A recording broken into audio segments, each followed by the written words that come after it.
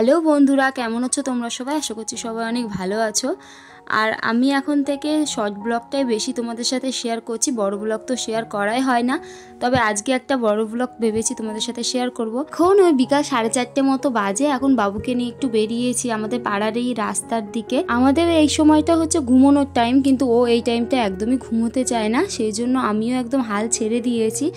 এই জন্য ওকে নিয়ে বেরিয়ে পড়েছি। আর ওর বাবা হচ্ছে বাড়িতে একটু ঘুমোচ্ছে, একটু পরে আর কি দোকানে চলে যাবে। আর শীতের বেলা অনেকটাই তাড়াতাড়ি সন্ধ্যা হয়ে যায়, সেই জন্য আর কি ওকে নিয়ে বেরিয়েছি। আর এই যে ও গাড়িতে করে প্রথমে তো ঘোরাচ্ছিলাম, তো গাড়িটা বাড়িতে রেখে এসে আবারও কোলে করে নিয়ে এসেছি। আসলে ও প্রথম দিকে এই যে গাড়িটা নতুন কিনেছি, ও বেশি একটা ঘুরতে ভালোবাসছে না দেখছি। তো এই রাস্তাতেই এসেছে আর দেখছি ননদ আর দেওর ওরাও এসেছে, এই যে সাইকেলগুলো নিয়ে এখানে খেলা করছিল। তো ননদের কাছে বাবুকে একটু দিলাম। আর ওই দেখো ও এই সাইকেলটাতে ওঠার চেষ্টা করছে, মানে ওর নিজের সাইকেলে ও উঠতেই চায় না, তবে কারোর সাইকেল গাড়ি যাই হোক সেটাতে ও বেশ ভালোবাসে উঠতে। তো এখান থেকে সন্ধ্যার পরে এসে এই যে বাবুকে খাইয়ে দাইয়ে নিয়েছি আর এখন রেডি হচ্ছি। আজকে হচ্ছে ননদের জন্মদিন আর সেইখানেই যাব। তো ওকে রেডি করাতে আমার অনেকটা টাইম চলে গেছে। আসলে ও এতটা দুষ্টুমি করে, জামা কাপড় একদমই পরতে চায় না। আর সেই সময় থেকে তো অনেকই দুষ্টুমি করছিল, তো এই যে ক্যামেরার দিকে একটু তাকিয়েছে আর সেই ফাঁকে আমি ওকে প্যান্ট জামাগুলো পরিয়ে দিচ্ছি। আর ওই ক্যামেরাতে ও যেহেতু নিজের মুখটা দেখতে পাচ্ছে আর ও ভাবছে ওইটাও একটা কে, ওই জন্য ক্যামেরার দিকে দেখো ছুটতে চলে এসেছে।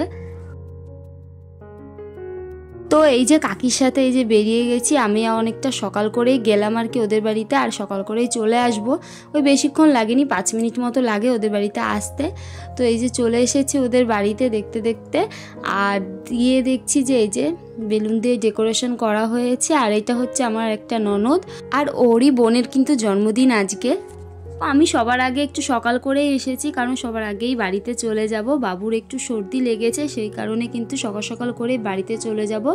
ওইদিকে কিন্তু রান্নাবান্না প্রায় কমপ্লিট হতে গেল।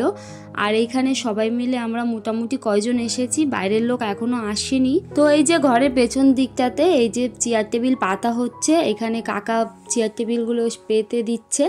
আর জানো তো এখানে বসতে গিয়ে একটা ভাঙা চেয়ারে বসতে গিয়ে এক্ষুনি হলে পড়তাম আমি আর কি। তারপরে ওই ননদের কাছে বাবুকে দিয়ে আমি একটু বাজারের দিকে গেলাম। ওই যে বললাম যে গিফট কিনিনি, তো বরের দোকানে যাব প্রথমে, তো ওখান থেকে ওর সাথে যাব বাজারে। পরে এই যে চলে এসেছি, আমি বেশি দূরেও না ওর দোকানটা। তারপরে ওখান থেকে এসেছি এই জামা কাপড়ের দোকানে, এই দোকান থেকেই বেশিরভাগ আমি কেনাকাটা করি। তো এখান থেকে ওর জন্য ভেবেছি একটা কুর্তি নেব। তো ও তো প্রথমে বলেছিল একটা হুডি টাইপের দেবে, তো আমি বললাম এখন কুর্তি দিতে ওরও হয়তো ভালো লাগবে। তো এখান থেকে ওরই পছন্দ করা একটা কুর্তি নিলাম, মানে আমার বরই পছন্দ করে দিয়েছে ওর বোনের জন্য। তো এখান থেকে কুর্তি নিয়ে আমি চলে এসেছি, ও আবার দোকানে চলে গেল। ও একটু পরে দোকান বন্ধ করে একবারে আসবে। তো এখানে এসে দেখছি ওর বান্ধবীরা মোটামুটি সবাই চলে এসেছে। আর এইখানে দেখো আমার ছেলেকে ওর পিপির কোলে বসিয়ে দিয়েছি, আর এখন ওকে আশীর্বাদ করা হয়েছে আর আমিও আশীর্বাদ করেছি আর কি। আর এই দেখো এই যে হচ্ছে বার্থডে গার্ল, ওকে কি সুন্দর লাগছে আজকে।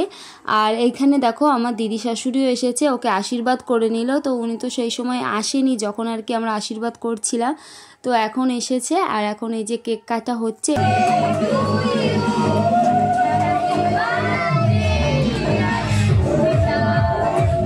তারপর এখানে দেখছি একজন গিফট দিয়ে গেছে, আর কাকি আর আমি মিলে ওই গিফটটা দেখছিলাম কি দিয়েছে। তারপরে এই যে খাওয়া দাওয়া করতে বসে পড়েছি, পরের ক্লিপগুলো আর নেওয়াই হয়নি।